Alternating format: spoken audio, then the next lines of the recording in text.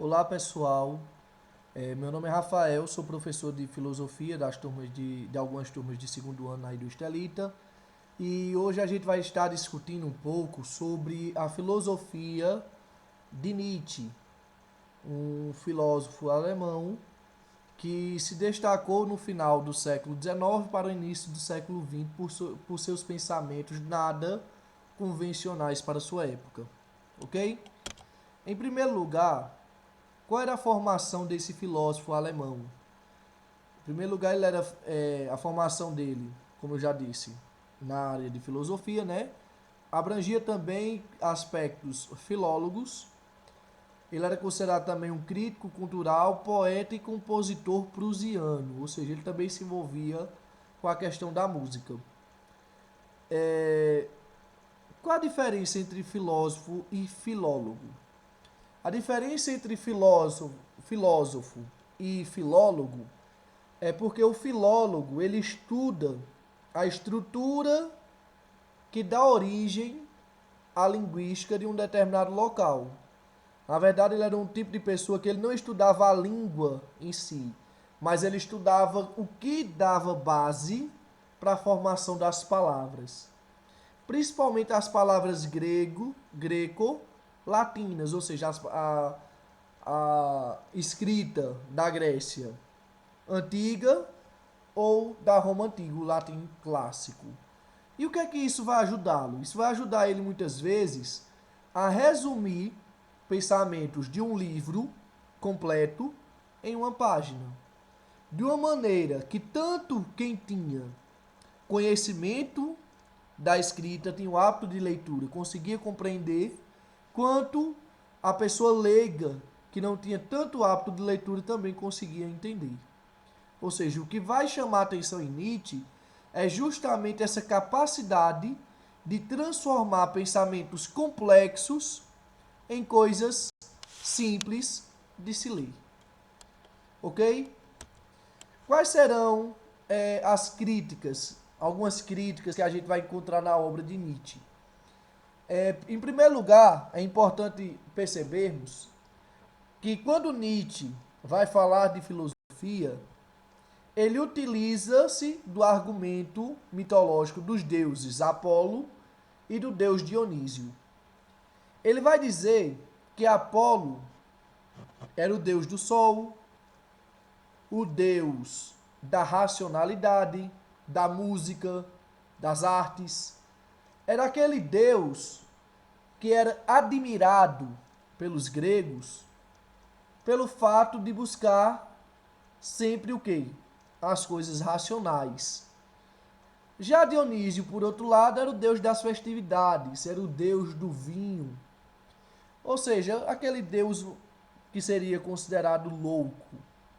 Apolo, racionalidade, Dionísio, loucura. E o que é que Nietzsche vai dizer? Vai dizer, olha, ao longo da história, principalmente a partir do filósofo Sócrates, as pessoas elas vão passar a amar aquilo que é racional.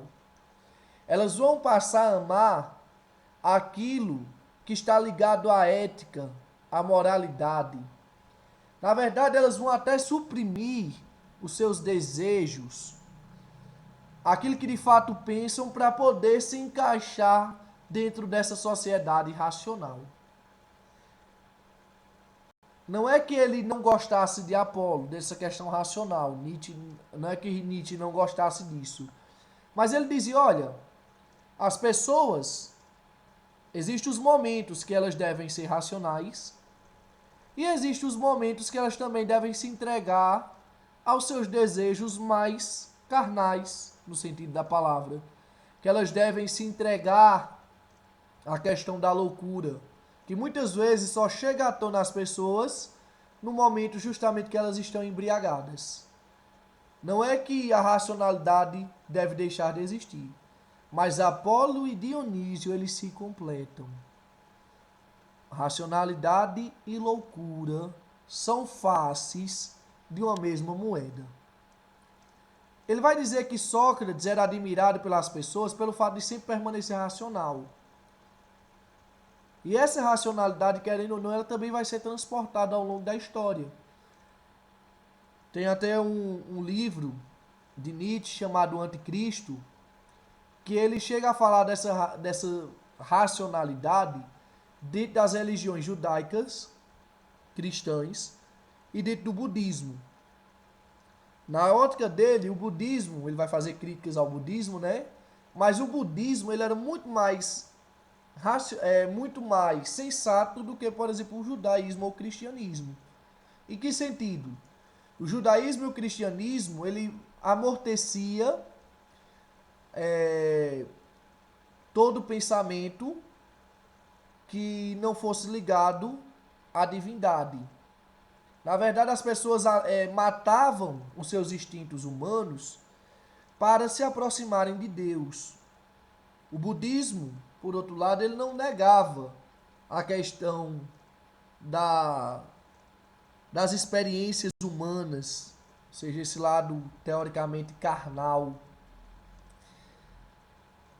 Mas ele ensinava as pessoas a lidarem com elas. O cristianismo não, o judaísmo não. O judaísmo, na verdade, queria que as pessoas de fato negassem-se a tudo. E um detalhe, ele vai dizer, olha, é interessante notarmos o seguinte, o Jesus, que é o fundador do cristianismo, ele nunca recusou as pessoas por conta do chamado pecado. Na verdade, quem vai alimentar essa questão de um Deus vingativo, de um Deus que leva as pessoas para o inferno, por conta das suas experiências de fato humanas, quem vai alimentar muito isso é o apóstolo Paulo. Ele até chega a dizer que Cristo foi de fato o único cristão que existiu, porque era o único que de fato se disponibilizava para compreender as pessoas, para tentar lidar com esse lado mais humano. O livro Anticristo não é que ele vai dizer que é contra a religião, mas ele se posiciona categoricamente contra aquelas verdades absolutas, contra o fundamentalismo religioso que aprisionava as sociedades humanas, limitava os indivíduos em relação ao que eles de fato poderiam alcançar. Ele vai dizer que as pessoas são dominadas pelo conceito de pecado, ou seja, pela culpa, que na verdade as pessoas não fazem as coisas ou deixam de fazer porque querem, porque gostam. Na verdade, elas fazem determinadas coisas porque elas têm medo de uma condenação eterna, ou seja, elas são manipuladas pelo sentimento de pecado. E ele diz ainda nessa obra que várias atrocidades historicamente foram feitas em nome de Deus, dessas verdades absolutas, que foram o quê? Crimes como a Inquisição, as cruzadas, a escravidão de negros. Todas essas atrocidades foram feitas em nome de uma falsa moral, de um falso fundamentalismo.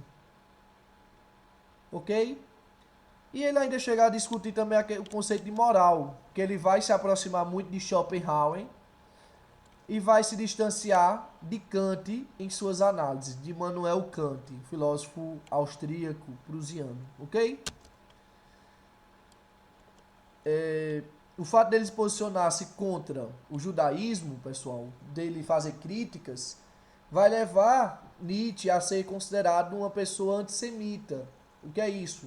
Uma pessoa que queria exterminar a raça judaica da face da terra. Inclusive os alemães, da época de Hitler, ou seja, da época do nazismo, eles vão vão pegar pontos isolados das obras de Nietzsche e vão dizer, olha, Nietzsche era a favor disso. Nietzsche era um camarada inteligente, era um camarada intelectual, e se Nietzsche falou isso aqui, de fato ele tinha razão e os judeus devem ser exterminados.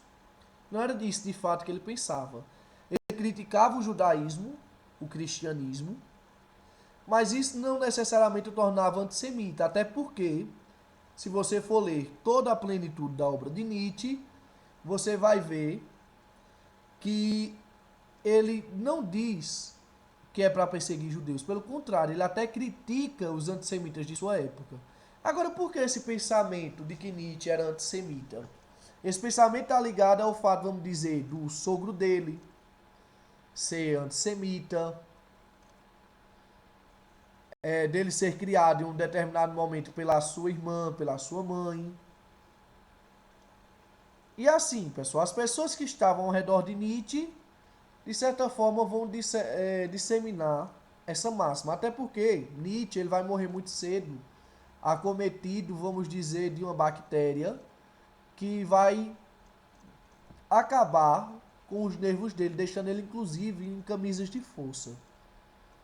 Era um gênio de sua época, mas que morreu, de certa forma, aprisionado pela loucura.